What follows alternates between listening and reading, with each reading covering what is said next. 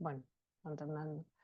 Bueno, vamos a empezar puntual, como siempre, siguiendo un poco la tradición de los estudios coreanos o de Corea. Así que bueno, bienvenidos a todos y todas. Muchas gracias por estar acá en un viernes que encima tocó muy soleado, parece un viernes primaveral.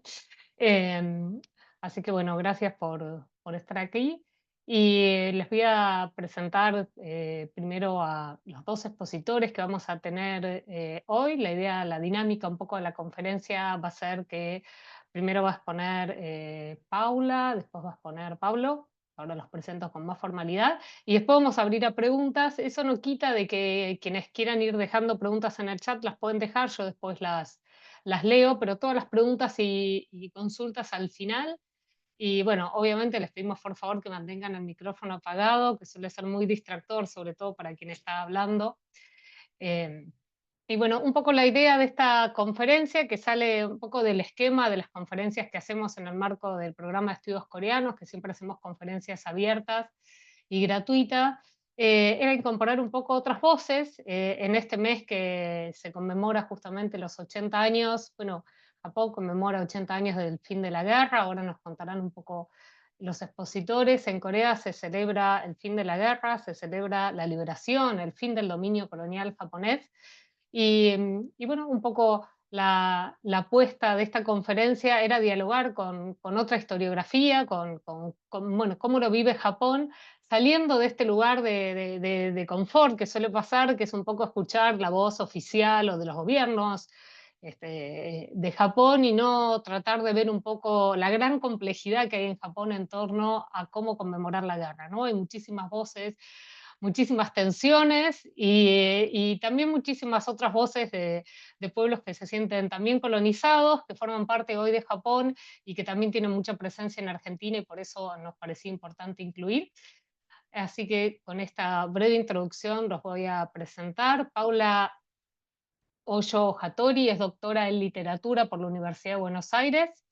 Ha dictado seminarios, clases, charlas sobre literatura japonesa en la Universidad de Buenos Aires, bueno, en la Feria del Libro de Buenos Aires, y en la actualidad es la rectora del Instituto Superior de Estudios Japoneses, que es del nivel terciario de Nichiya Gakuin, ¿se dice? Sí.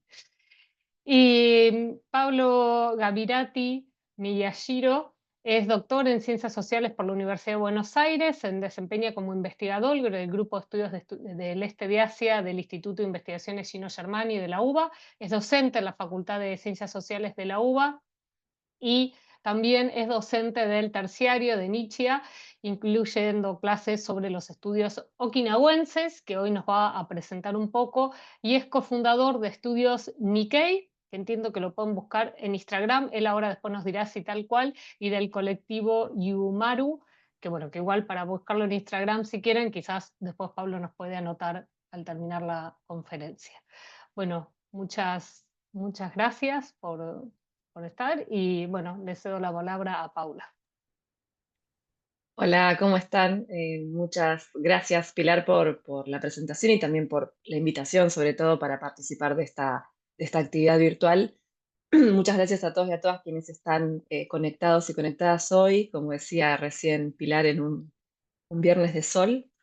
Y es un gusto estar, es un honor poder hablar de estos temas hoy. Como le comentaba a Pilar cuando me invitó, mi formación tiene que ver, como algunos saben de quienes están conectados hoy, con la literatura desde la investigación sobre ciertos temas y también desde la docencia, como leía recién Pilar en el CV, vinculado con la literatura japonesa. Entonces, pensé que podía ser interesante trabajar hoy, y a propósito de esta fecha de los 80 años del fin de la guerra, con la obra de un autor que seguramente conozcan, que fue laureado con el Nobel de Literatura en 1994, Oe Kenzaburo, que desde el campo literario japonés plantea lo que desde mi punto de vista es una mirada original y una reflexión crítica, un poco también siguiendo la línea de lo que recién María del Pilar comentaba sobre lo interesante de poder escuchar voces quizás disonantes en el marco de una posición oficial que quizás ya conocemos. Entonces mi propuesta para hoy es simplemente comentar algunas de las obras de Oe Kenzaburo y plantear algunas preguntas vinculadas con el lugar de la literatura y de la escritura específicamente literaria, el lugar de esta escritura literaria y de estas búsquedas literarias eh, en la búsqueda de una ética colectiva en las preguntas vinculadas con la política contemporánea y con la historia. Es decir, un poco también, ya que hay varios colegas del área de letras en la conferencia, ir hacia lo literario como un campo de reflexión crítica sobre la realidad y sobre el ámbito de lo político, ¿no? Que quizás hoy en día con algunos fenómenos literarios se pierde de vista porque resultan ser tal vez más pasatistas y vinculados con modas editoriales, pero bueno, un poco también la propuesta es la recuperación de la voz literaria en esos sentidos sumamente políticos. ¿Me escuchan bien? Esto no lo pregunté, pero quisiera antes de Sí, seguir. sí, se escucha perfecto. Bien, genial. Y se ve también. Perfecto, pantalla completa. Bien. Avanzamos entonces, si les parece, con la obra de Kenzaburo. Tal vez algunos los conozcan. Elegí para iniciar una clásica foto de escritor, ¿no? El escritor que tiene de fondo su biblioteca, que está serio, está con un libro en la mano, una clásica foto de escritor, para empezar a hablar de su figura. Eh, Oe Kenzaburo nació en 1935, falleció hace poquitos años, en el 2023, hace 2 años.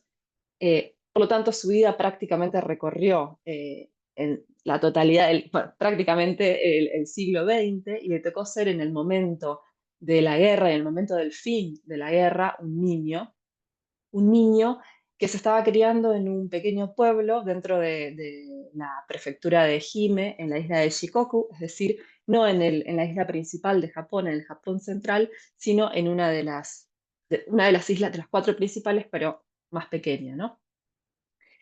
Estudió literatura en la Universidad de Tokio, se dedicó a la literatura francesa en su formación y con el correr de los años empezó a tener gran renombre como escritor de literatura. El primer hito en esta ascendente carrera es probablemente La presa, que tal vez conozcan, una novela corta que obtiene uno de los premios literarios más importantes de Japón, que es el premio Akutagawa, en honor a otro escritor de principios del siglo XX, fines del XIX, principios del XX. Y luego va a comenzar a publicar, por supuesto, continuando su carrera como escritor, muchísimos títulos. Acá solo puse algunos, la gran mayoría están traducidos al castellano, porque justamente en 1994 recibe el premio Nobel y como imaginan, ese galardón implica un reconocimiento casi inmediato y también implica un fenómeno editorial peculiar que tiene que ver con la traducción sistemática de esas obras a muchas lenguas. Hay, sin embargo, un título de él que todavía no está traducido al castellano y es pertinente, muy pertinente a la charla de hoy, que son sus cuadernos de Okinawa, ¿no? Okinawa Noto, que es de 1970, aún sin traducción al castellano. De esto hablaremos dentro de un ratito.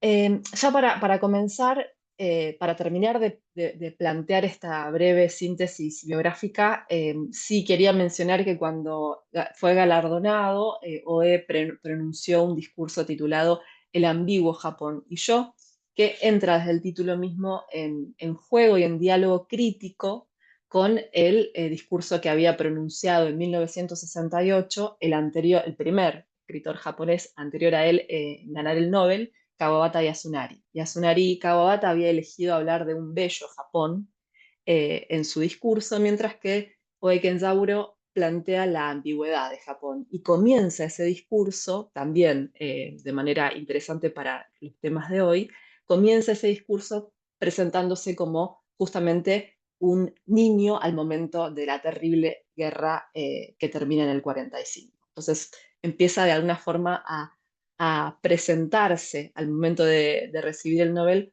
como un escritor cuyas experiencias como niño en la prefectura de Ehime durante el fin de la guerra, claves para el desarrollo de su literatura. Como vamos a ver en un ratito, esto es importante tenerlo. Dentro de esta vasta obra, puse ese listado, pero bueno, es mucho mayor la obra completa de Oe. Me interesaba plantear una primera pregunta que tiene que ver con los géneros literarios elegidos por Oe para desarrollar distintas cuestiones. Por un lado, algo que se suele decir sobre él tiene que ver con el vínculo entre experiencia y escritura. Si ustedes han leído algunas de sus novelas más conocidas como Una cuestión personal, habrán notado que hay un tono que resulta tener consonancias o ecos con lo autobiográfico, en particular en su experiencia personal como padre de Hikari, que es su primogénito, que nace con graves problemas de salud y ese vínculo con su hijito está representado en distintas novelas suyas. La más famosa probablemente sea Una cuestión personal.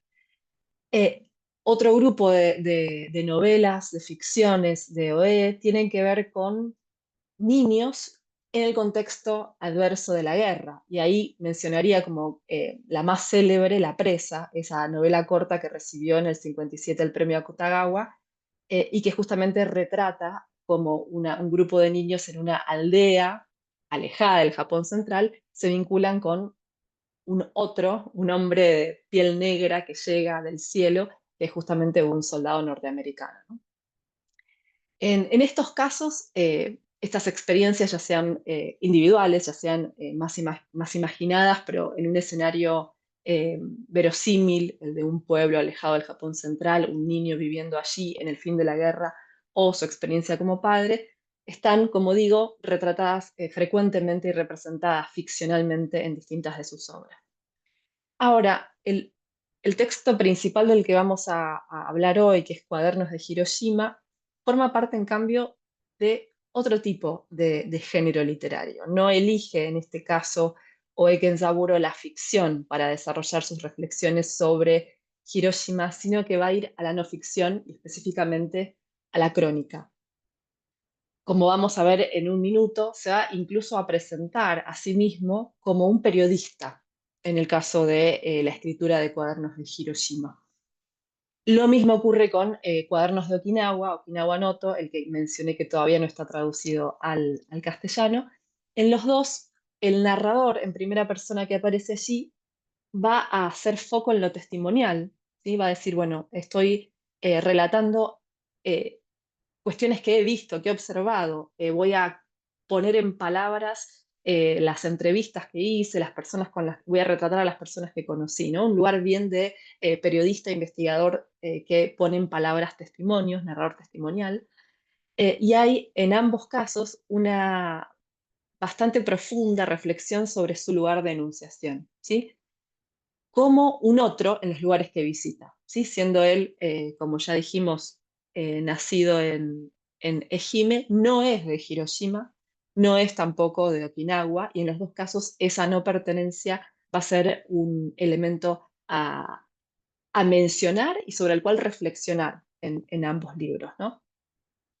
Desde ese lugar de no pertenencia y de pertenencia a nosotros los japoneses, como vamos a ver, aparece esa forma de construcción colectiva frecuentemente, él va a lograr ser sumamente autocrítico, es decir, crítico a ese Japón central en uno y en otro texto. Pero avancemos. Quería plantear esta diferencia entre la elección de la ficción y de la no ficción, y creo que esto lo podemos terminar de cerrar dentro de un rato.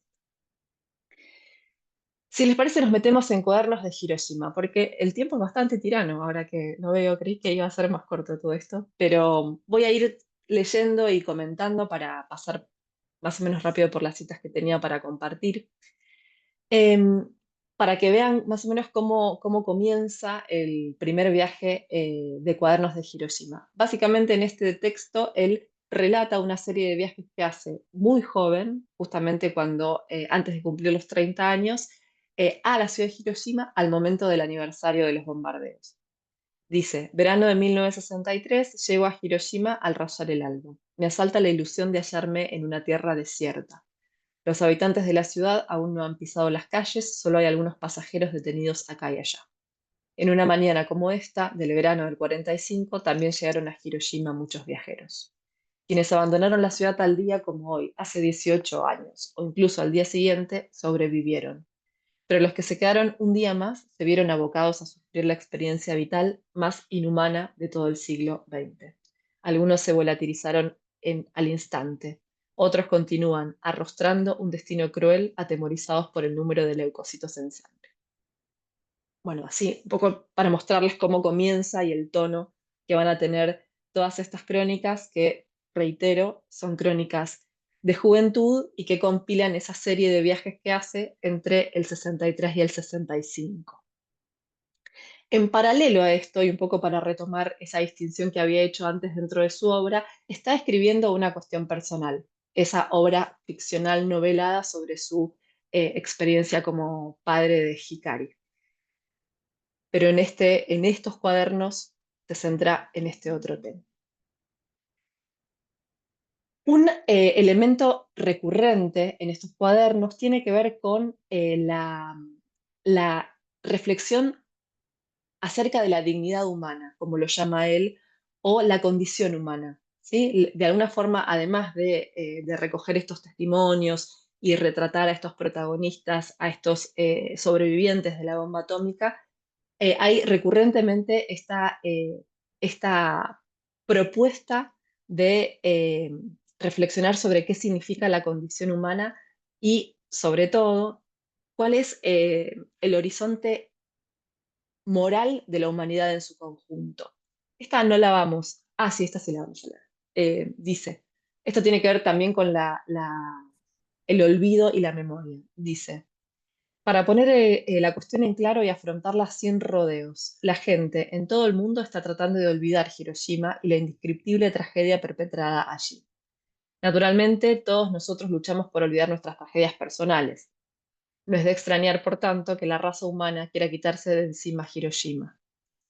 Y más adelante dice, en octubre de 1964, cuando se eligió a un joven que nació el mismo día de la explosión de la bomba para ser el último corredor que portase la llama olímpica, un periodista norteamericano declaró que era una elección desafortunada. Y agrega, si el corredor seleccionado hubiera tenido cicatrices queloides, si hubiese sido un veterano hijo de la bomba, yo no me habría opuesto a la elección. Y ahí lo corté, pero por supuesto desarrolla que en realidad sí está en desacuerdo con la elección porque quien porta esa llama olímpica es un joven totalmente sano, como si el gesto de la inclusión de un hijo de la bomba hubiese estado, pero si hubiese quedado solo en el gesto sin profundizar en las verdaderas consecuencias de esa bomba, ¿no? Como pueden ver, es una persona absolutamente sana, sonriente, el propio Ken Oe más adelante lo retrata como una persona que parece no tener ninguna preocupación y que en ese sentido resulta absolutamente anómala en el contexto de recordar los bombardeos atómicos.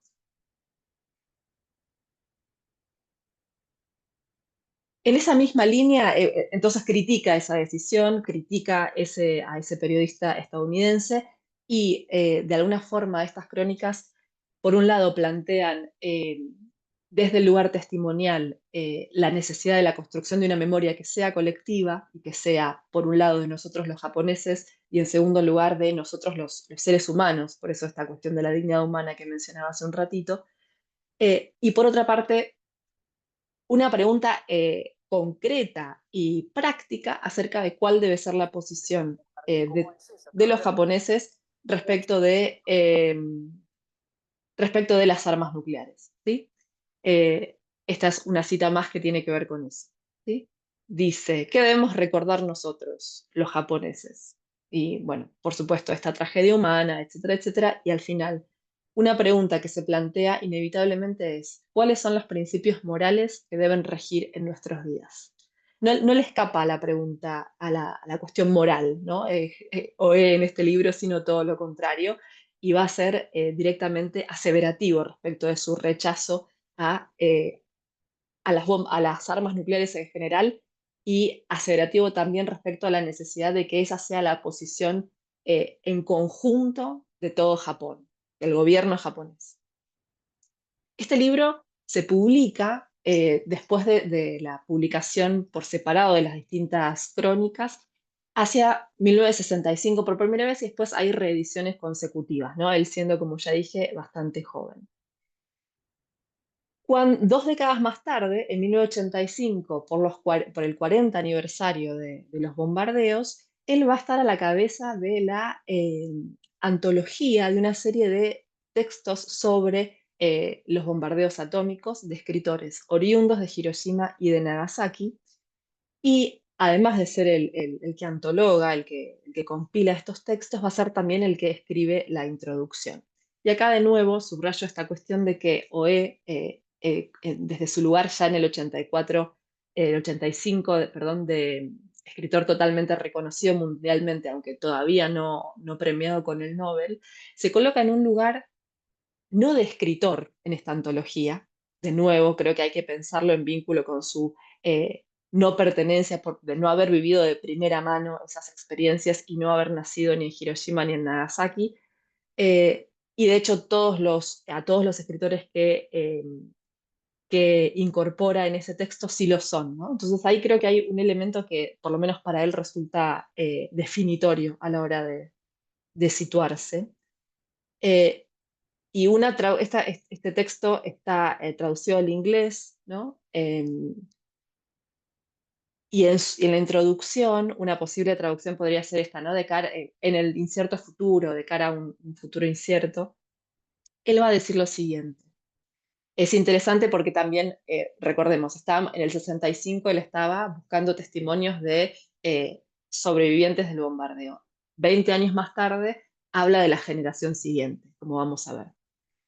Dice, los tratamientos literarios sobre los daños y el sufrimiento provocados por la bomba atómica no se han enfocado únicamente en la mirada e interpretación por parte de las víctimas. La segunda generación, es decir, los hijos de quienes fueron afectados de manera directa, fueron los primeros en admitir claramente que Japón y los japoneses fueron agresores durante la Guerra del Pacífico que conllevó a los bombardeos atómicos, y antes de eso, en la Segunda Guerra contra China. De esta base surgieron las ideas y los valores por los cuales no solo se cuestionan las responsabilidades de los gobiernos de Estados Unidos y de Japón por los bombardeos, sino también se ha urgido al gobierno japonés a tomar iniciativas internacionales para abolir las armas nucleares.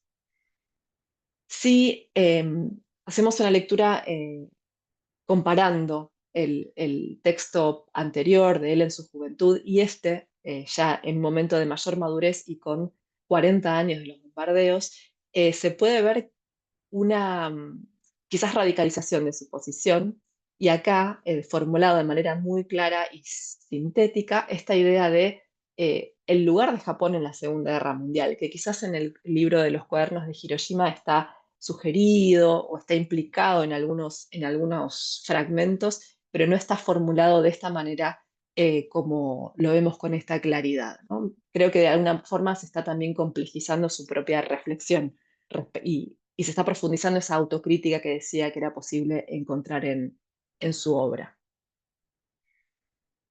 Si volvemos a los cuadernos de Hiroshima, pero a un prefacio que agrega a una edición del 2007, directamente ya entramos en el asunto, eh, dejándole un poco el pie a nuestro colega Pablo, que va a hablar ahora sobre Okinawa, y lo cito de nuevo.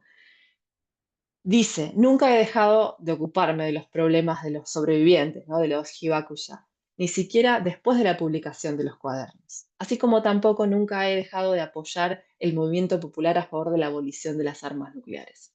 Y acá la parte más importante. Lamentablemente, la actividad de los japoneses en este ámbito está sujeta a severas restricciones, en cuanto nuestro país permanece bajo la sombra del paraguas nuclear de los Estados Unidos de América, que entre otras cosas mantienen aún una imponente base militar en Okinawa. Una profunda desesperación me invade cada vez que pienso que moriré sin haber alcanzado uno de los principales objetivos del trabajo de toda una vida. Como dije, murió hace 2 años, las bases siguen ahí y la posición de Japón respecto de las armas nucleares, bueno, también sigue pendiente. Eh, para ya terminar, porque estoy cumpliendo los 20 minutos pautados, quería dejar una foto que quizás resulta más justa respecto de su lugar como escritor, porque creo que es necesario pensarlo como un escritor activista. Incluso acá está en una, fíjense que ya está, es el segundo de la derecha, ¿no?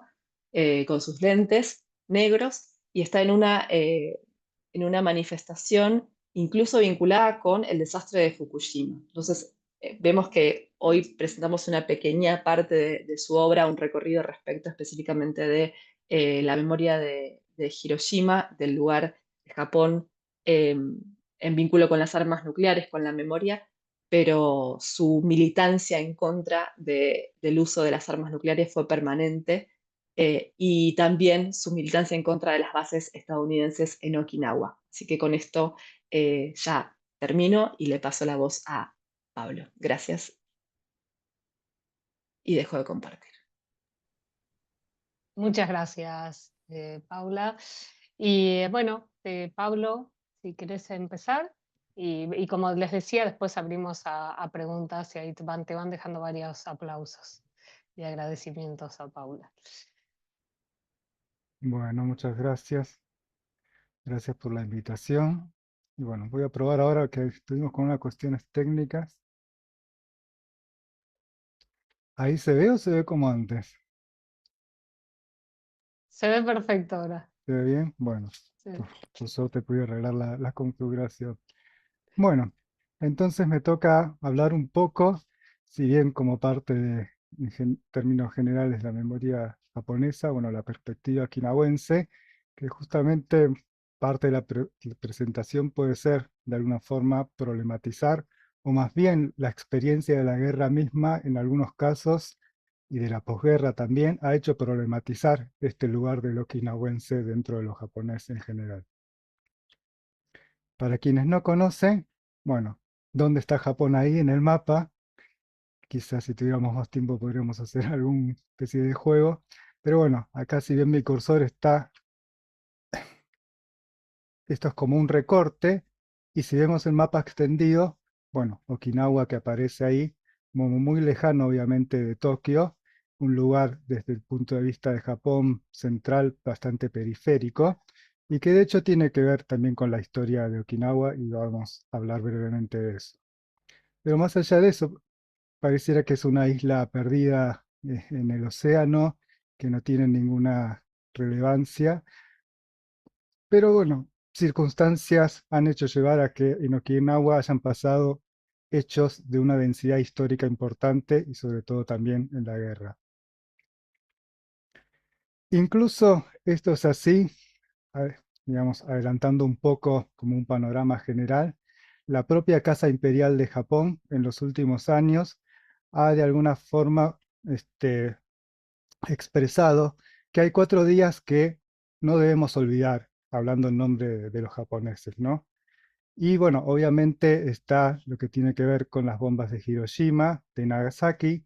También está el día de la rendición de Japón, cuando se escuchó por primera vez en radio la voz de Hirohito, el 15 de agosto. Pero también se incluye ahí el 23 de junio, Okinawa, digamos, en un mismo encadenamiento, en un mismo nivel de importancia. Y entonces, ¿por qué por un lado y por qué por otra? O sea, ¿por qué la Casa Imperial de alguna forma reconoce esto?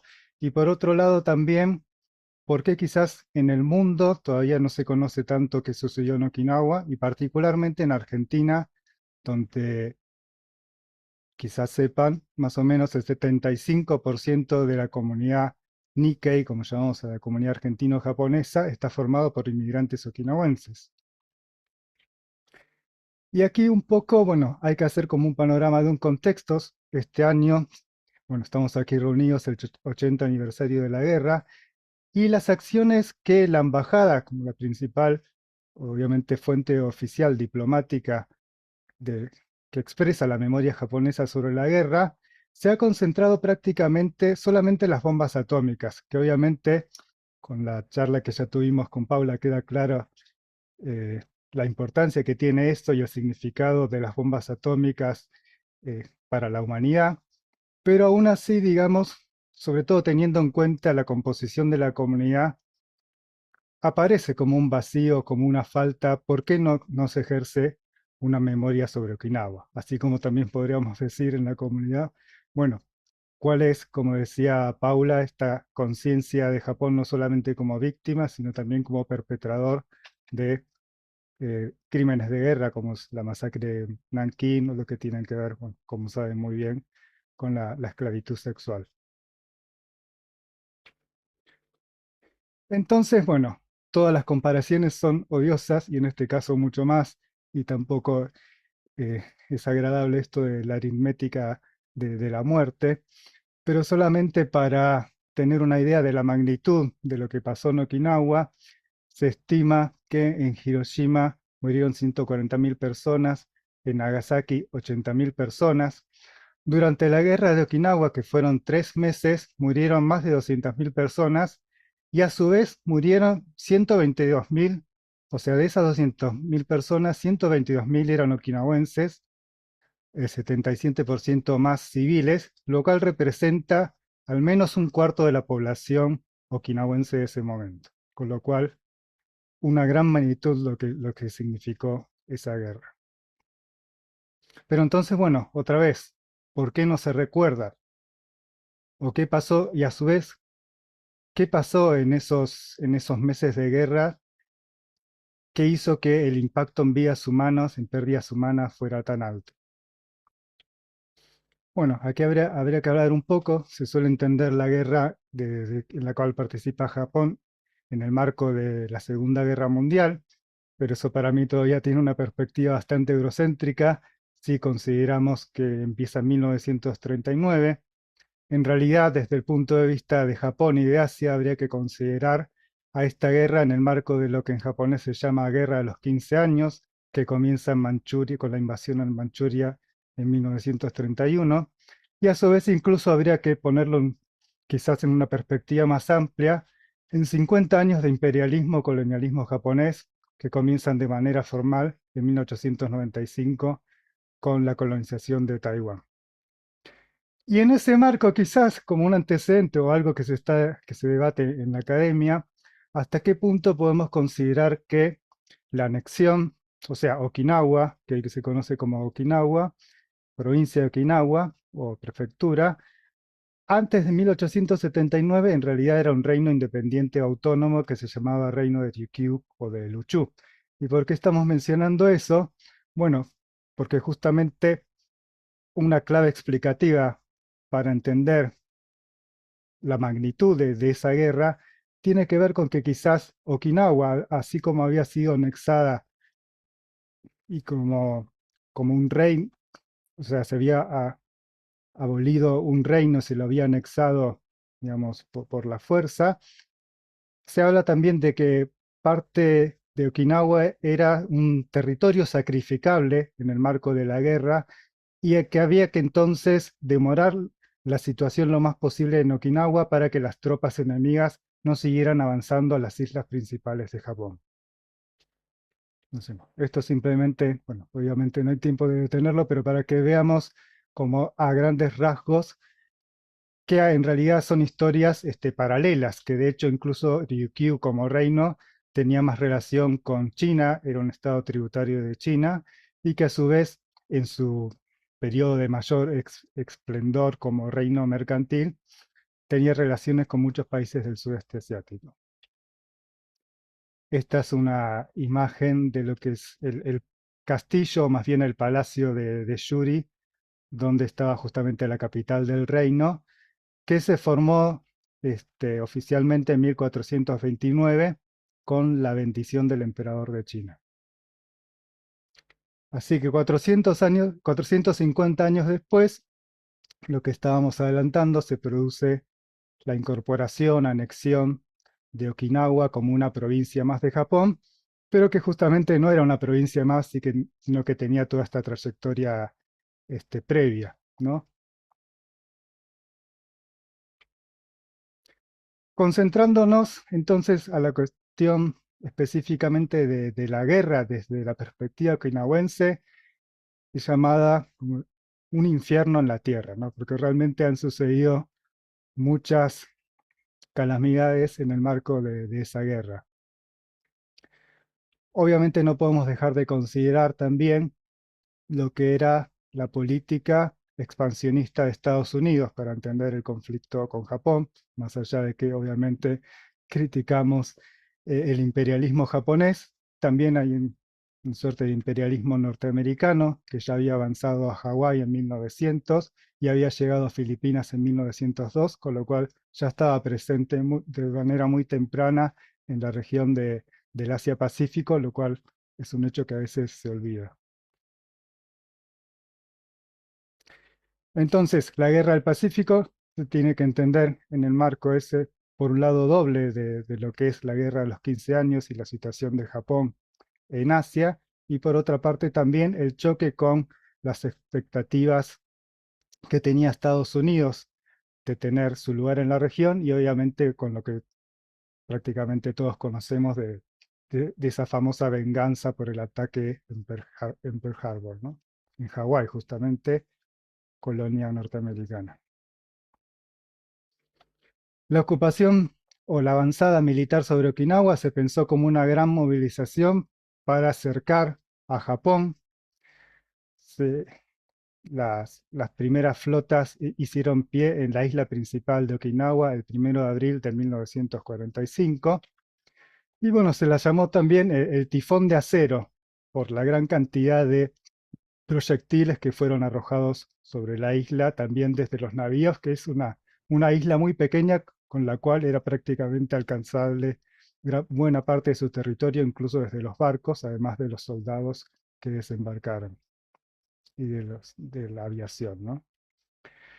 Desde el punto de vista de la población okinawense, ya desde 1944 se sabía, se temía que iban a llegar las tropas, con lo cual se instaló eh, el ejército japonés, que empezó a reclutar pobladores también de manera forzada para que les provean provisiones como alimentos y también para usarlos como mano de obra, digamos, para la construcción de las propias instalaciones militares.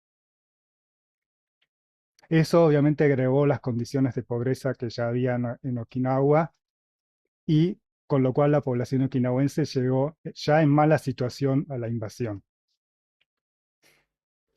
Acá tenemos entonces a Kenzaburo E, de quien ya hemos escuchado recién, y él, por ejemplo, en ese libro, Okinawa Noto, da cuenta, eh, en referencia de también activistas okinawenses eh, que denunciaban los crímenes de guerra, uno de los casos más emblemáticos que tiene que ver con los suicidios masivos inducidos por el ejército japonés. Se les decía a los pobladores okinawenses que de ninguna manera podían rendirse, supuestamente en cuestión de la lealtad y la cuestión de que los soldados norteamericanos los iban a torturar, pero en realidad la razón principal era que se temía que los pobladores okinawenses, como sabían dónde estaban las instalaciones militares, pudieran dar a conocer secretos y que por eso entonces también se promovían ese tipo de suicidios que implicaban muchas veces que los soldados disparen o que muchas familias se tiraban, por ejemplo, a los acantilados, de los acantilados, o por otra parte también muchas familias que se disparaban entre sí y después se terminaban suicidando. Dentro de ese mismo contexto también, como Okinawa era un reino independiente, tiene un idioma propio que es el Uchinaguchi, ya había una política de asimilación lingüística, pero el Uchinaguchi obviamente siguió existiendo varias décadas después, y en el marco de la guerra, todo aquel que era escuchado hablar en Uchinaguchi era considerado como espía y pasible de ser ejecutado por también considerar que podía estar, digamos, conspirando o difundiendo secretos militares. Otro de los casos emblemáticos tiene que ver con Himeyuri, que era un grupo de 222 estudiantes que también fueron reclutadas, estamos hablando de 17, 18 años tenían, fueron reclutadas como enfermeras, no tenían un conocimiento previo y se los sometió bueno, a cuestiones como también ejecutar o envenenar a soldados que ya no podían seguir caminando, ellas mismas, la gran mayoría también murieron porque tuvieron que escapar y fueron víctimas del fuego cruzado. Bueno, ¿qué pasa muy brevemente para ir terminando en la posguerra? ¿Y por qué otra de las razones, o sea, una de las razones entonces por la cual no se conoce mucho de Okinawa, o sobre todo oficialmente no se habla de Okinawa, es porque se ve claramente que el ejército japonés también es culpable de muchos crímenes de guerra contra la población okinawense. No solamente las fuerzas invasoras de Estados Unidos causaron las muertes. Y por otro lado, la posguerra, bueno, lo que se habla, el segundo sacrificio de Okinawa, en el cual, en el contexto de la Guerra Fría, Estados Unidos y Japón pasan de ser grandes enemigos a los principales aliados, y en ese marco Japón acepta, incluso el propio emperador Hirohito acepta, que Okinawa pase a ser controlada de manera indefinida por Estados Unidos, lo cual esa situación finalmente ocurrió hasta 1972, en la cual Japón recuperó las islas de Okinawa. Eso fue en un primer momento alentado por la población okinawense, que también quería volver a la patria con el anhelo de que se termine la ocupación militar, pero finalmente, como se adelantó, tenemos todavía que Okinawa es el lugar donde se concentra el 70% de las bases militares en todo Japón, a pesar de ser menos de 1% del territorio, y esas bases en el territorio okinawense representan el 15%, con lo cual Okinawa todavía es un territorio ocupado. Por todo ello se explica entonces que Okinawa, como provincia, como estado, tenga su propia política de la paz, sus propias políticas de educación para la paz y su propio Museo de la Paz, su propio día de conmemoración, que es el que ya mencioné, 23 de junio, el Irei no Hi. Estas son las instalaciones que realmente son bueno, impactantes en todo lo que se transmite ahí. Eh, Este es un gobernador que a su vez era un historiador, y él decía cuando se inauguró el Parque de la Paz como lo tenemos hoy, que ahí se puede ver que están inscritos los nombres de todas las personas que murieron en la guerra de Okinawa, sin importar su nacionalidad. También hay inscritos soldados que habían sido reclutados coreanos. Él decía que se construyó esta piedra angular de la paz para resolver también el problema de las bases militares, con lo cual la cuestión de la memoria no solamente hablar del pasado, sino hablar del presente y los problemas que enfrenta Okinawa en la actualidad. Eso tiene que ver con grandes movilizaciones que se hacen periódicamente. Por ejemplo, esta en el 2007 fue justamente con el intento de censura del Ministerio de Educación de Japón en ese momento, a hablar en los manuales de historia sobre los suicidios inducidos por el ejército japonés, y que había incluso llegado a enjuiciar a Kenzaburo porque había difundido esa situación en su libro Okinawa Noto. Bueno, esto es lo último, sigue la continuidad de las luchas contra las bases. También en Argentina, como parte de la comunidad Nikkei okinawense, se está empezando también a hacer actividades justamente por la memoria de la guerra de Okinawa, el Irei no Hi. Y bueno, creo que con eso ya podemos cerrar. Simplemente a modo de conclusión, ¿por qué no se recuerda Okinawa? Por un lado, habría que tener en cuenta que el relato oficial, digamos, gubernamental, se enfoca en Hiroshima y a su vez solamente la idea de Japón como víctima, no hay una reflexión más amplia, y el caso de Okinawa constata claramente con eso, al ser el ejército japonés también haber cometido crímenes de guerra, ¿no? A su vez hay que considerar esto que decíamos, que las consecuencias de la guerra en Okinawa están mucho más presentes que en cualquier otra parte del Japón, porque todavía el 15% del territorio se encuentra ocupado militarmente. Y bueno, ¿qué pasa y qué me interesa a mí trabajar con esta paradoja de que el 75% de la comunidad Nikkei es de origen okinawense, pero aún así, dentro de las instituciones de la colectividad, todavía no hay eventos de recordación de la guerra de Okinawa, como creo que que se debería y corresponde también por una cuestión histórica. Incluso parte de las consecuencias de esa guerra tienen que ver con el origen masivo de la migración okinawense a la Argentina, porque buena parte de la migración okinawense es de posguerra y llegaron aquí justamente escapando de lo que fue ser sobrevivientes de la guerra y de la ocupación norteamericana. Así que bueno, gracias por escuchar. Bueno, muchas Vamos. gracias, Pablo, por todas estas reflexiones interesantes. Bueno, gracias a ambos. Vamos a abrir a preguntas. Quería hacer dos comentarios, preguntas en realidad, que por ahí podría ser bueno aclararlo para el público, que tenemos un público amplio. Y bueno, primero Nikkei, por ahí aclarar qué significa Nikkei. No sé si nuestro público sabe y quizás ustedes ya son muy en la comunidad Nikkei. Eh, ¿Qué significa Nikkei? Y si el idioma que se hablaba, si el idioma en Okinawa se mantiene, se perdió, cuando llegaron acá los migrantes se mantenía, ya no se hablaba. Eh, bueno, eso como algo general por ahí para aclarar Paula, antes ¿querés de abrir comentarlo preguntas. primero? Yo hago lo segundo. Bueno, dale.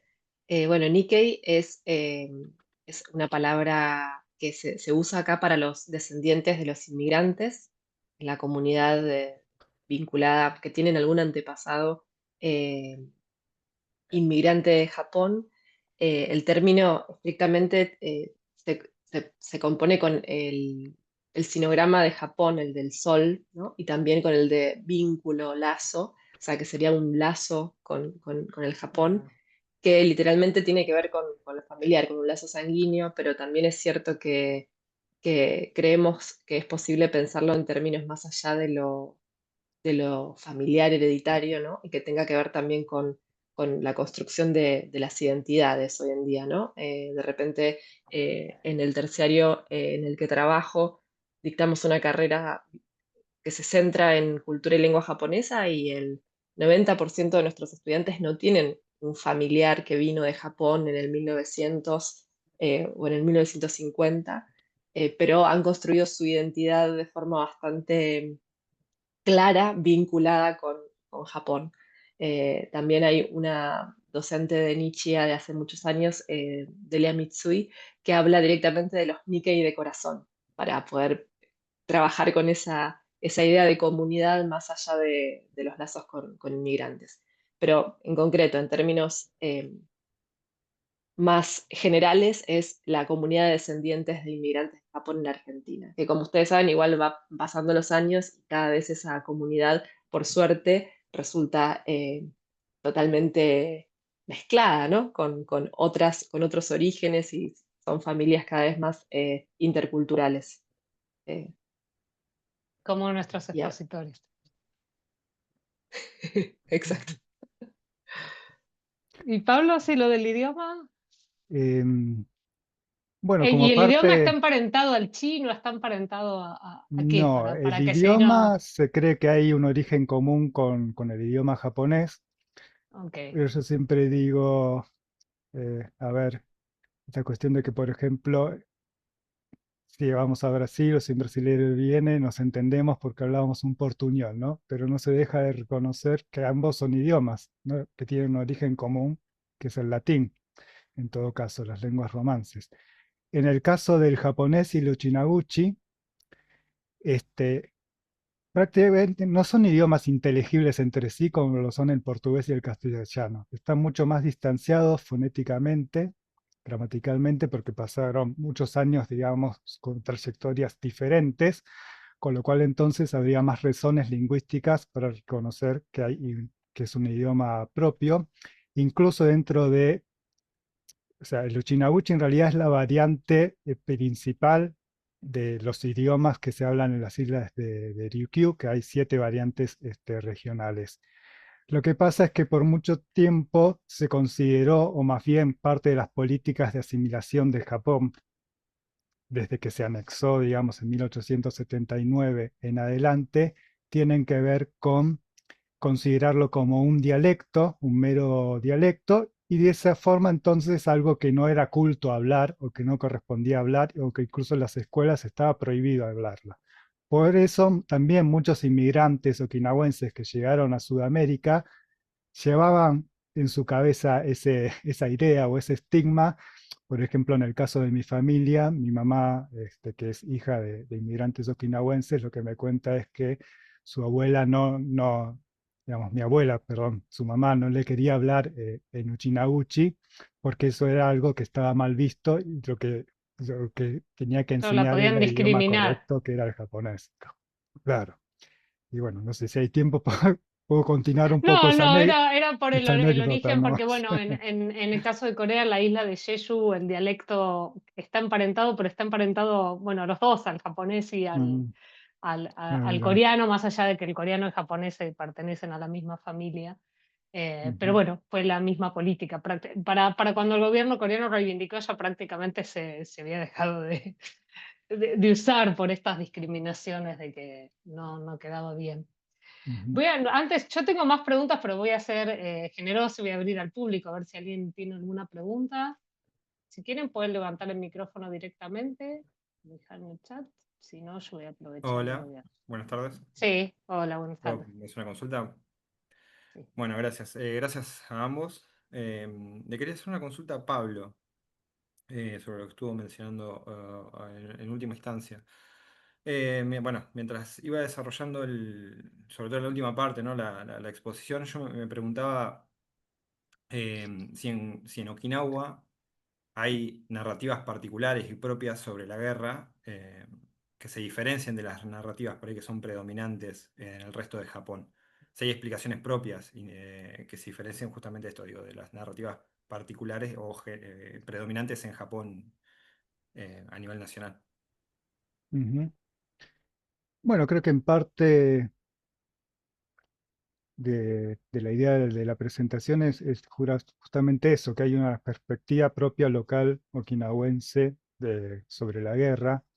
Por ejemplo, no sé, yo en su momento no es que estaba estudiando este tema, pero visité también hace muchos años el Museo de Hiroshima y recuerdo, o sea, el Museo de la Paz de Hiroshima, y recuerdo que en algunas de sus placas, digamos, explicativas mencionaban también el hecho de que Japón había sido invasor, agresor, pero de una manera mucho más restringida, ¿no?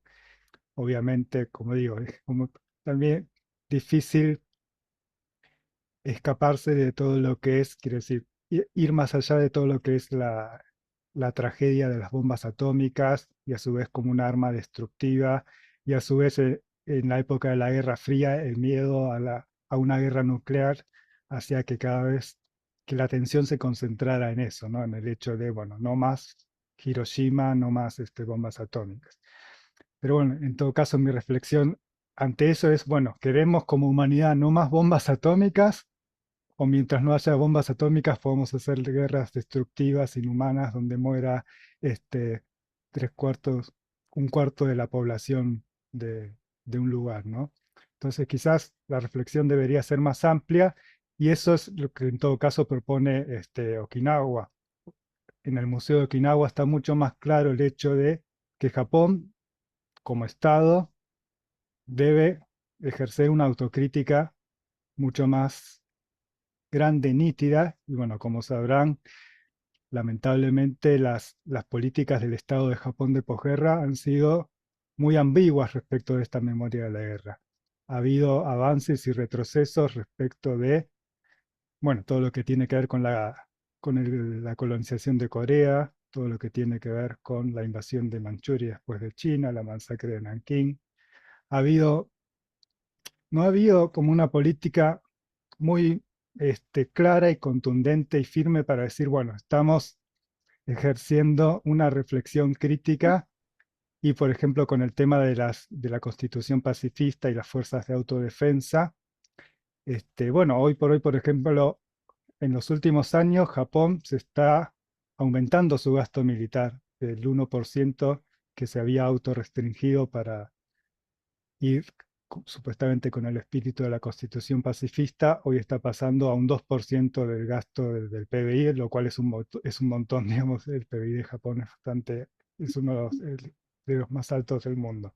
Con lo cual, entonces, bueno, ¿hasta qué punto hay una reflexión concisa. Entonces, desde la perspectiva okinawense, por eso decía esto de un infierno en la tierra, y por más de que no haya una bomba atómica, lo que pasó en Okinawa, las situaciones que se vivieron en Okinawa de personas que deambulaban de un lado al otro de la isla y murieron de hambre o murieron de enfermedades, o esto que decía, que un padre o una madre le disparaba a los hijos, o bebés escondidos en cuevas a los cuales los soldados también los mataban para que sus llantos no delaten el lugar en el cual estaban escondidos. Es decir, muchas situaciones que son también inhumanas, así como lo fue la radiación en Hiroshima, pero de la cual el Estado japonés, digamos, es decir, el gobierno japonés, mejor dicho, por todo esto de la ambivalencia en sus políticas de memoria, desde mi punto de vista, no quiere reconocer y por eso prefiere no hablar de Okinawa, ¿no? Mientras menos se hable de lo que pasó en la guerra en Okinawa, mejor, digamos. Y una Hay como pregunta, una... estos museos que vos mencionás que tienen una mirada más controvertida en Okinawa son museos nacionales, bueno, provinciales, pero son museos públicos, no privados, No, no, es un porque museo, sí. es pública esa memoria controvertida, sería, o esas Es una memoria, sí, pública del estado de Okinawa Ken, de digamos, la Okinawa, provincia de bueno, Okinawa, no pero no de la importa, nación. Bueno, no de la sí, o nación, sea, no bueno, pero importa, pero sí es, no importa en el sentido de que es público, pero justamente no podría ser un museo nacional, subventado por el claro, lo gobierno pregunto nacional, ¿no? porque cuando estando en Tokio, en Kioto, me llamó mucho la atención ese contraste, ¿no? Porque bueno, en Tokio, en los museos, hay espacios para museos privados muy controvertidos, sobre todo el Museo de la Ujú. Paz en Kioto, pero le pertenece a una universidad privada, creo que es Ritsumeikan, o como se pronuncia, vos lo Rizunaikan, dirás, Meikan, eso, ahí sí, me falló el acento, Eh, que me pareció como lo más bueno, y el museo revisionista que vi. más controvertido Más o más... revisionista maravilloso. Y bueno, y en Tokio finalmente, bueno, las esclavas sexuales tienen sus museos, los movimientos, pero bueno, todos a nivel privado, ¿no? No están las narrativas públicas. Ujú. Por eso te preguntaba. Sí, sí, no, esto es parte justamente de una política consciente del gobierno de Okinawa, sí. Y acá te preguntan si hay conflicto en el término Nikkei con la identidad okinawense en Argentina. Qué buena pregunta. Este, a ver, depende también cómo se entienda lo Nikkei. Para mí, Claro. justamente en parte de esa página de estudios Nikkei que creamos, bueno, también deconstruimos un poco la idea de Nikkei, como decía Paula, que no sean solamente los descendientes de, sino todos los que formamos parte de la comunidad. Y también esta idea de hablar de Nikkei como hablar de dos influencias o dos vertientes y dentro de las cuales puede estar incluido lo japonés okinawense. Para mí, de mi modo de entender, dentro de la comunidad Nikkei se da una situación paradojal inversa a la que se da en el archipiélago japonés, donde el okinawense, en el archipiélago japonés, lo okinawense es claramente una minoría, y en el caso de la comunidad Nikkei, lo okinawense es la mayoría. Entonces, para mí, no es tan importante en todo caso el origen, y esta cuestión es una cuestión de, porque a su vez hubo mucha discriminación hacia los okinawenses a principios del siglo XX, en las primeras partes de la historia de la migración. Después eso, por fortuna, digamos, hoy por hoy, se fue, digamos, no existe tal fenómeno de discriminación como tal, pero quizás dentro de la comunidad okinawense todavía nos quedamos con el hecho de nosotros autosilenciarnos o autocensurarnos con esto que decíamos. Bueno, ¿por qué las instituciones Nikkei formadas mayoritariamente por okinawenses no hablamos de lo que pasó en la guerra de Okinawa, ¿no?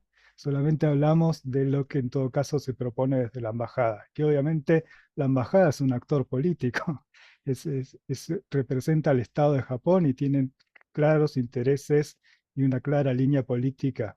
Entonces, bueno, obviamente cada institución tiene relaciones diferentes con la embajada y yo en eso no me meto, pero digo, bueno, más allá de eso, nosotros como personas o como comunidad, también tenemos derecho a ejercer nuestra memoria y tenemos derecho y incluso para mí es como una cuestión moral de hablar de lo que pasó en Okinawa en la guerra, porque como ya les digo, la cuestión de la memoria no es quedarse solamente en el pasado, sino de hablar de lo que está pasando en el presente.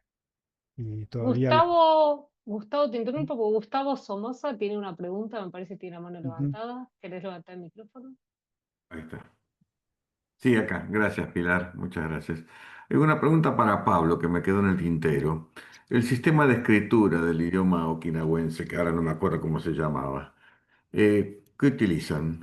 ¿Los caracteres chinos simplificados, katakana y hiragana, qué o otro? Bueno, simplificado no podría ser, ¿no? Eso No lo seguro que sé, no no. lo sé. Ahí Pablo te va a contestar.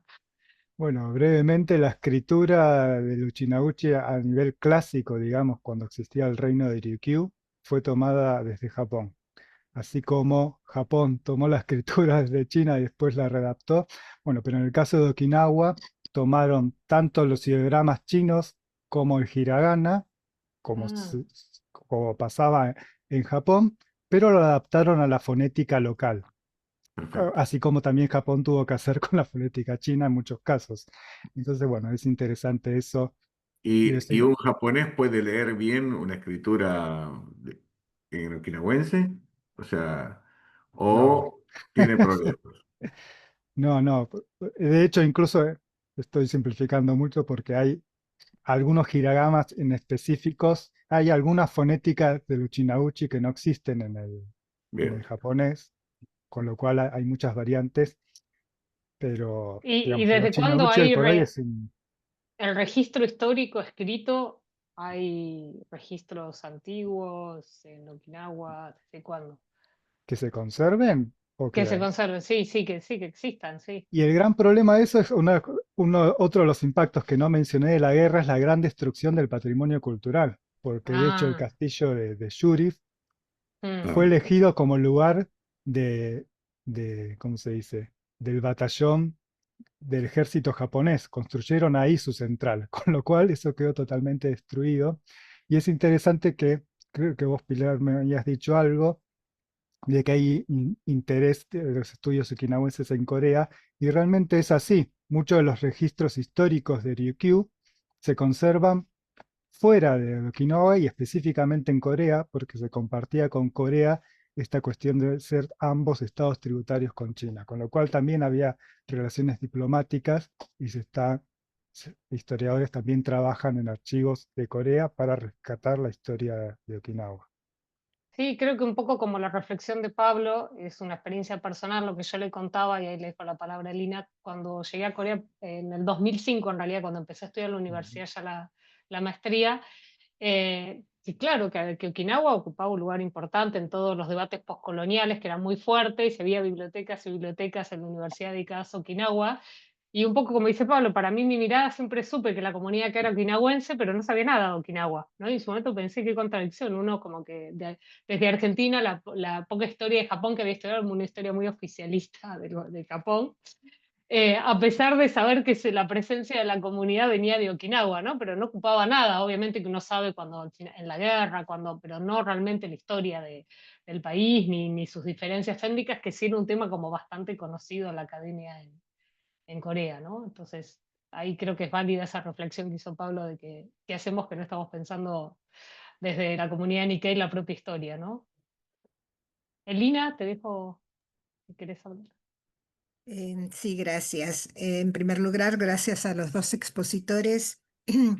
Me queda, digamos, una reflexión a título personal, ¿no? Bueno, obviamente esto ha sido tratado ya varias veces, pero cómo influye más allá de las eh, aritméticas em, atroces en este sentido, ¿no? Si la victimización viene por la cantidad de víctimas en un conflicto, o bien, digamos, la memoria, el manejo de la memoria a nivel nacional, está fuertemente conectada con la cuestión de la subjetividad, ¿no? De la cuestión de la construcción de identidades, que hace del okinawense probablemente un sujeto de exclusión, pero también que excluye de la memoria, digamos, la acción del imperio japonés en la guerra sino-japonesa, ¿no? Es decir, cómo se pueden olvidar, digamos, la cuestión de las investigaciones biológicas en la 731 o las violaciones masivas o bien el exterminio en Aiken, ¿no? Es decir, cómo esto de algún modo la construcción de la víctima, de la victimización de un país también oculta esa otra cuestión que es la atrocidad cometidas anteriormente. Digo, cómo de algún modo todo esto influye en la construcción de una memoria colectiva, ¿no? Es decir, la exclusión de unos o bien el olvido necesario.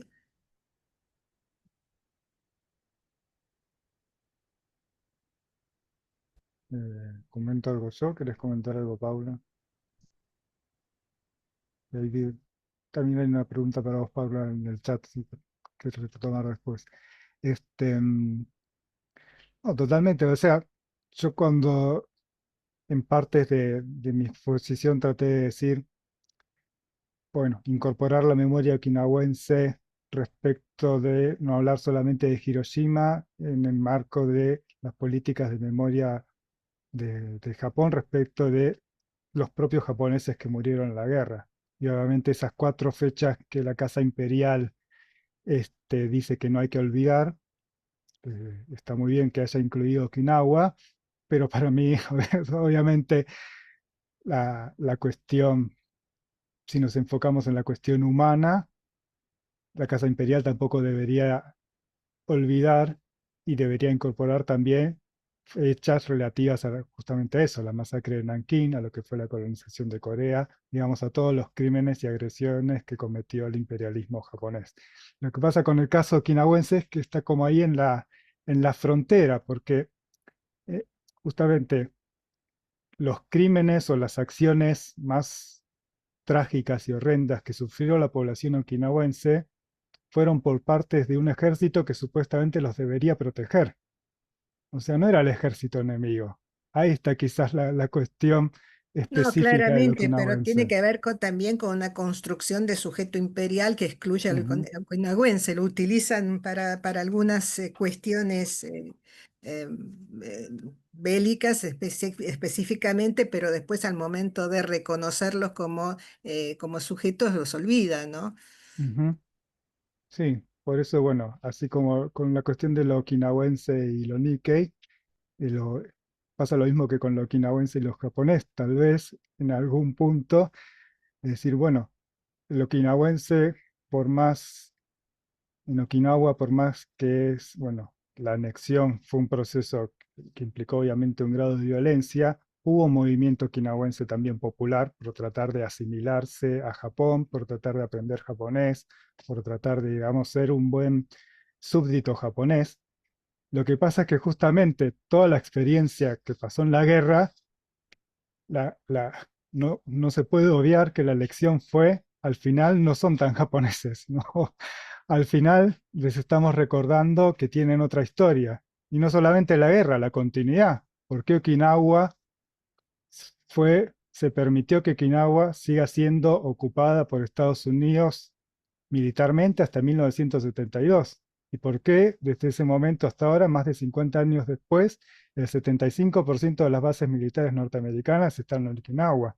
Entonces todo esto es estar constantemente recordando que el okinawense tiene un estatus especial dentro del archipiélago japonés, que hay una diferencia ahí. Entonces, eso para mí es lo peligroso, que se siga replicando y en la comunidad, bueno, creo que también.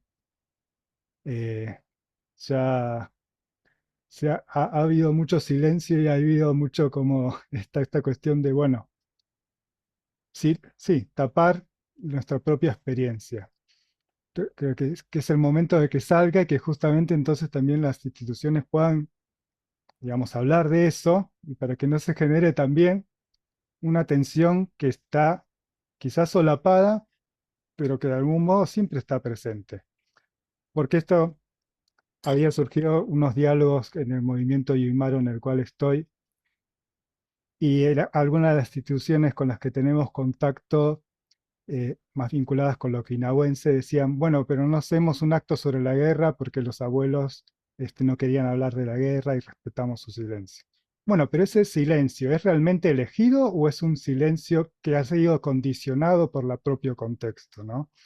Porque las víctimas de Hiroshima obviamente también es un gran trauma hablar de la guerra. Pero ¿por qué las víctimas de Hiroshima sí pueden hablar y las víctimas de Okinawa les cuesta más hablar, incluso acá en Argentina? Bueno, porque justamente para las víctimas de Hiroshima hay un marco en el cual y una comprensión en el cual estas personas, estos inmigrantes, pudieron hablar. En cambio, en el caso de los okinawenses, más bien el mensaje era al contrario. No, de esto mejor no hablar, no hay que hablar. Entonces, no es un silencio realmente elegido, consciente, sino que ese silencio es como una aceptación de una situación injusta, ¿no? Entonces, eso es justamente lo que estamos tratando de revisar, diciendo que la comunidad Nikkei tiene que tener políticas de memoria, actos de memoria que sean realmente comprensivos. Y yo cada vez que lo pienso, no puedo entender cómo en una comunidad formada por el 75% de okinawenses, cuando hablamos de la guerra, solamente se hable de Hiroshima y Nagasaki. No se puede hablar en Argentina de la guerra en la comunidad Nikkei sin hablar de lo que pasa de lo que pasó en Okinawa. Gracias, Pablo. Si quieren seguirlos, ellos tienen un Instagram, por ahí podés dejar como el Instagram que nombraste recién en Movimiento, que no me acuerdo el Sí, nombre, ahora lo dejo Yumaru, bien. claro, por ahí.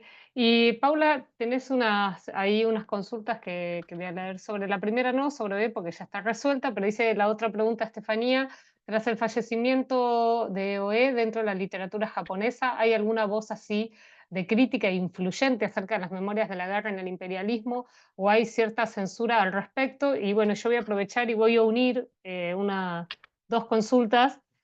Una que, bueno, a mí me gusta muchísimo el manga Pies Descalzos, y bueno, donde es bastante crítico, es posterior a Cuadernos de Hiroshima, la publicación, entiendo, así que sin embargo tuvo su recepción, más allá que hay que saber leer muy entre líneas, pero hay fuertes críticas a la guerra.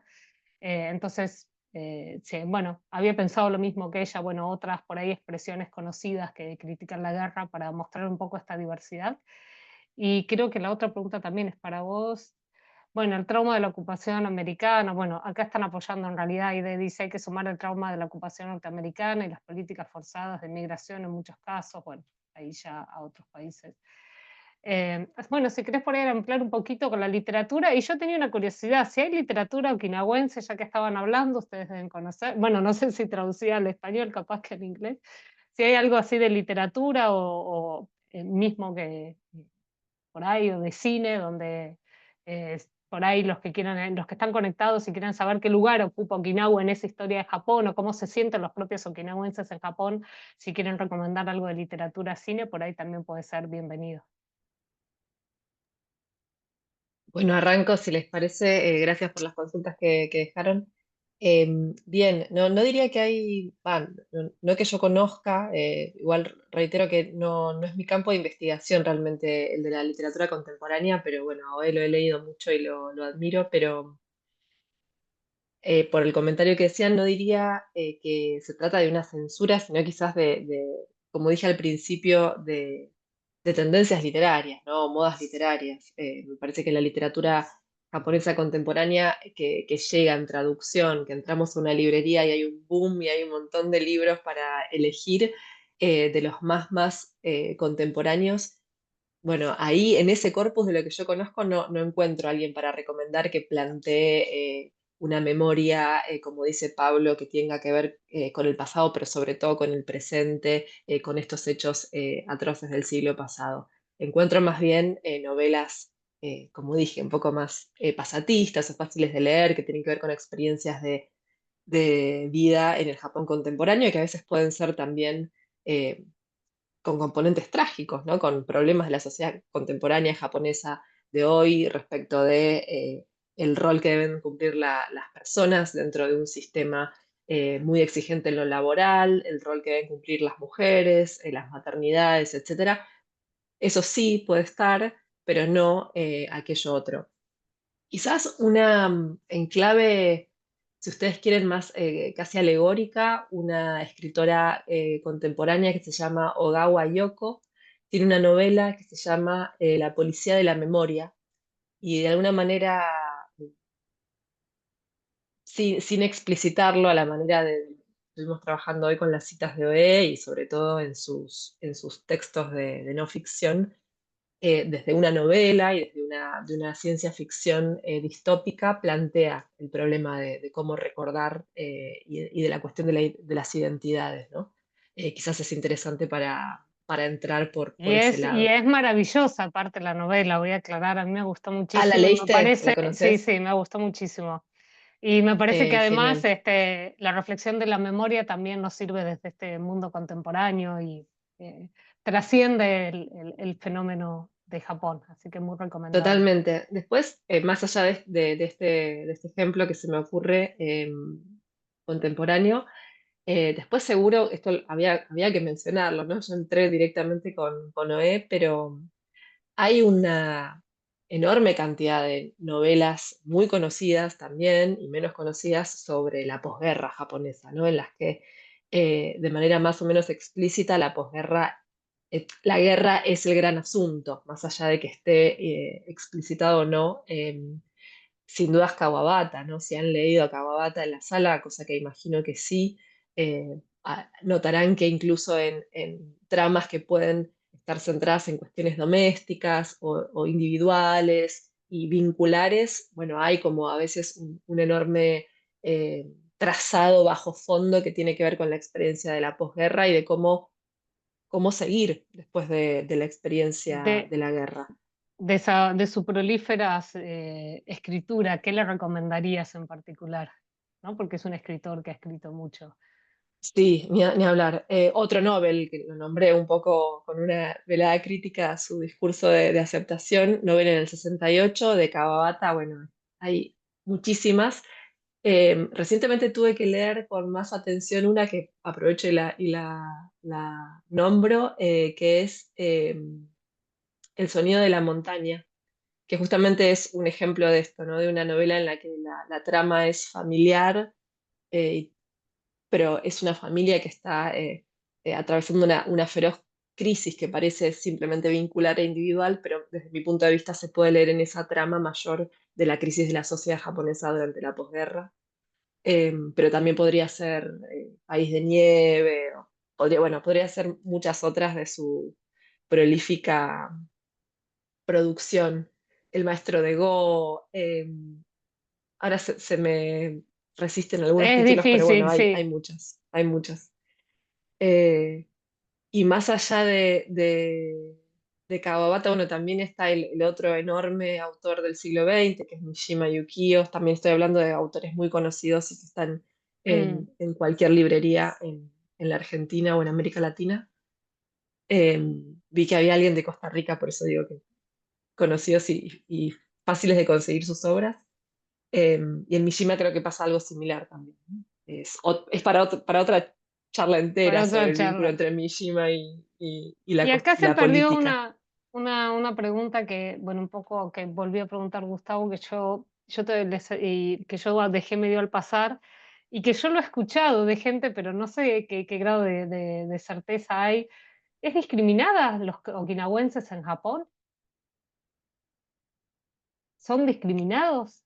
¿Son considerados distintos en la actualidad, ¿no? Bueno, desde tiempos contemporáneos. A ver, Qué no difícil. como a No. principios del No, siglo claro, XX, bueno. en donde, bueno, justamente había muchos carteles, por ejemplo, en Osaka, en un momento en la ciudad de Osaka, una de las más populosas de Japón, fue mucha Mm. migración okinawense y bueno, había muchos carteles de restaurantes o lugares donde se decía que no se permitían okinawenses. Otra cuestión que quizás no se Ah, conoce mucho en el terremoto de Kanto de 1923, que obviamente en Corea se conoce mucho porque hubo ataques sobre a coreanos. mm.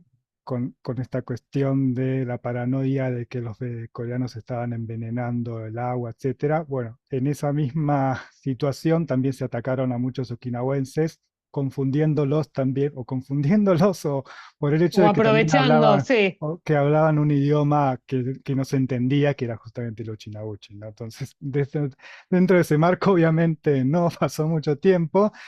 Pero bueno, para mí, esto que decía, o sea, quizás hacia las personas okinawenses, como hay un trato, digamos, normal, pero esta cuestión de la conciencia de que no son completamente japoneses, yo creo que en el fondo está esta idea de, bueno, decís tu apellido, ah, ¿y ese apellido de dónde es? ¿Es un apellido raro? O no se Bueno, sabe ese es cómo se un buen escribe. comentario. Por ahí acá nadie sabe. Por el apellido se pueden diferenciar. Sí, muchos apellidos, sí. Bueno, de hecho, Ok. muchos okinawenses se cambiaron el modo de decir su apellido. De hecho, mi apellido es materno es Miyashiro, que es una lectura bien okinawense, pero yo tengo parientes en Okinawa que son Miyagi, porque Ah, ok. japonizaron más su apellido. De hecho, Miyagi hay una prefectura que es Miyagi, con lo cual está mucho Mm. más japonizado. Y en realidad, o sea, Miyagi, que es el mismo del señor Miyagi, ¿no? Sí, sí, sí. Pekín, es Enseguida dice, el ay, sí, mismo por la apellido. película. Y en realidad la lectura fonética en el idioma local sería Miagusuku.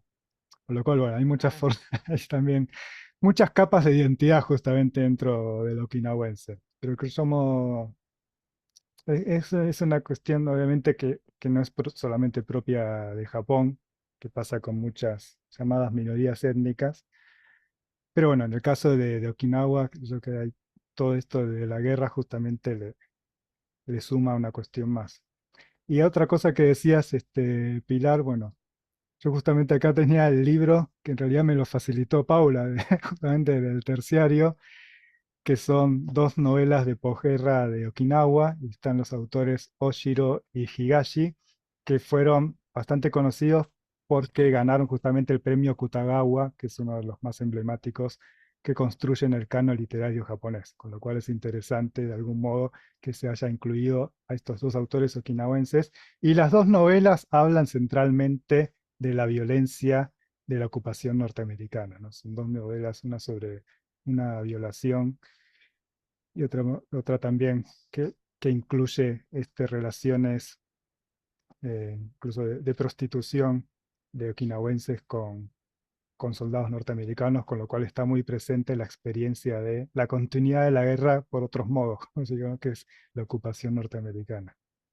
Y en el caso del muy, muy cine, bueno, interesante. también estoy descubriendo ahora, yo también estoy indagando más como parte de esto a nivel personal y a nivel académico. Hay un cineasta que se llama Takamine Go, que es también de posguerra, que tiene películas interesantes, donde también se problematiza la ocupación norteamericana. Sí, para los que son del programa en Corea suele haber muchas referencias con lo que él decía, está hablando ahora de lo que dijiste de Estados Unidos, porque bueno, Corea construyeron una base que no es base, una política muy de Estados Unidos, en realidad hay una construcción formalmente no es una base, de las bases que contabiliza como base Estados Unidos, pero es una base en la isla de Jeju. Generó mucha controversia, se construyó en tiempos recientes, sería cuando uno pensaría que los conflictos deberían ir hacia menos base, que es la política de Corea, es ir hacia relocalizar las bases, hacia tener menos soldados. Bueno, se construyó y ha habido muchas protestas, y en estas protestas había muchas menciones, en el caso de Corea, Okinawa, ¿no? Como diciendo, aparte, si ven en el mapa, bueno, que van a quedar como las dos islas bien, la posición es totalmente estratégica, Estados Unidos en control hacia China, y bueno, que había muchas menciones y muchos como activistas cruzados participando de protestas que, bueno, que obviamente no llegaron a ningún buen puerto porque ahí está ahora la base en funcionamiento, ¿no? En el caso de la isla de Jeju. ¿Alguna pregunta más? ¿Comentario? ¿No? Lucio, que habías levantado, se resolvió con las... Bueno, tendría muchísimas más preguntas. Creo que me resultó muy interesante. Había muchas cuestiones que por ahí no estaba tan familiarizadas, así que me parece muy, muy inspirador.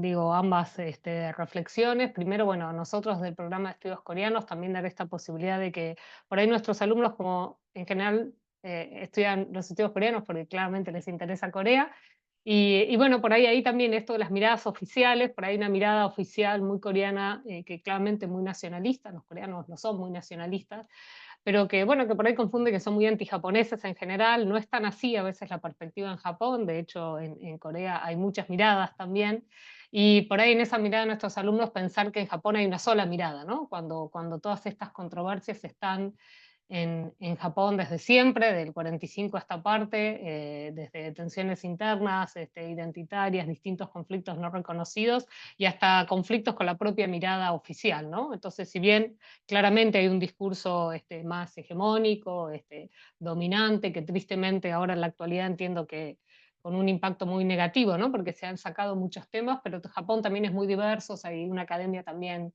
que resiste, hay arte que resiste, y hay otras voces y por eso me parecía importante convocarlos a Pablo y a Paula.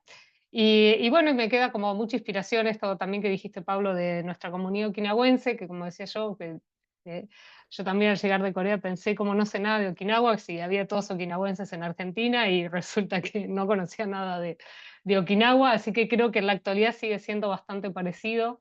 Así que, bueno, creo que es un debate que se tiene que dar como sociedad, dado que es una comunidad que claramente forma parte también de nuestra identidad argentina, así que creo que es muy interesante esta reflexión de traer también ustedes otras voces para el país. Quizás es para Latinoamérica, no sé la presencia okinawense en el resto de los países, pero yo de hecho, los pocos que conocí de Brasil eran también okinawenses. Bueno, no sé qué porcentajes hay en el resto de América Latina, si es parecido, pero eh, tiene que ser un debate que se tiene que dar. Bueno, muchas gracias y nadie tiene pueden seguir, bueno, ahí las 100% en Brasil, con razón, bueno, no podía ser una casualidad que los 10, 10%, 10, 10%. nada más. Bueno, entonces fue una casualidad. La 10 primera es poco. minoría, no son tantos, pero Entonces, 75 en Argentina. Son gran sí, representación. 75 en Argentina, en Y, Bolivia y Perú. son los 3 países donde tiene ese porcentaje tan alto. Mira vos. Bueno, muchas gracias. Y pueden Gracias seguir a vos, también Pilar, nuestro por organizar Instagram. todo esto. Gracias a ustedes por participar y bueno, todos los que se quedaron aquí hasta esta hora en un viernes soleado. Muchas gracias.